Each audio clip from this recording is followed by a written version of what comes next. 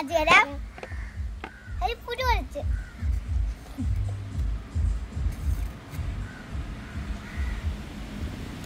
നമ്മൾ എങ്ങനെയാണ് മാങ്ങ പറിച്ചെന്നറിയാമോ? ലതികന്റെ വീട്ടിൽ പോയിട്ടാണ് രാത്രി എടുത്തുകൊണ്ട് വന്നത്.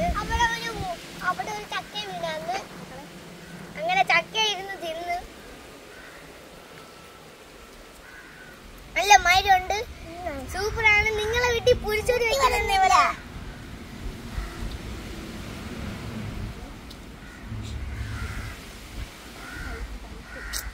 ഭയങ്കര പരുത്ത്, നല്ല പരുത്ത്.